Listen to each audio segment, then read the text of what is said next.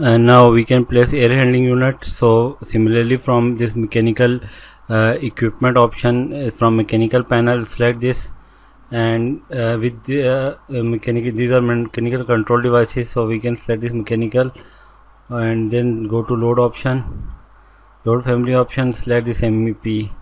So similarly, select airside component, select air handling unit, so you can select air handling unit.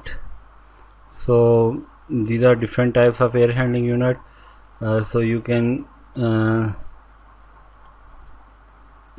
select this air handling unit. I can select this one and place here. So now you can select this and edit type option. So select this one, meter of cooling coil. Similarly, load classification, we have different classification. We have cooling, we use this for cooling, and we have other options like only of cooling. Select OK. So from here you can set widths and AHU widths. You can select AHU widths of 3.8 to 3 meter, and similarly the height of AHU is 2.8 meter.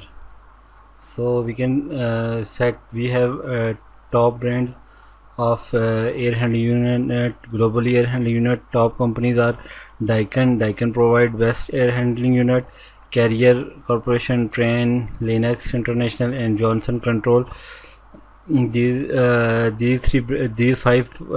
top 5 brands of the world. So you can select, I can select this top Daikin Industries. So this is the website of Daikin. So from here we have different type of air handling unit. Right here you see D air handling unit, modular, DHU professional, D modular R, so DHU modular P. So these are different air handling unit, but we can select air handling unit at the last, after calculating over how much static and how much as you know that the total air we required are 7853 CFM, and now at the end we will select the air handling unit. So before that, first we can create duct size. So we have also a software whose name is Duct Size Calculator. With the help of that software we can select the outlet of outlet CFM or outlet of this duct.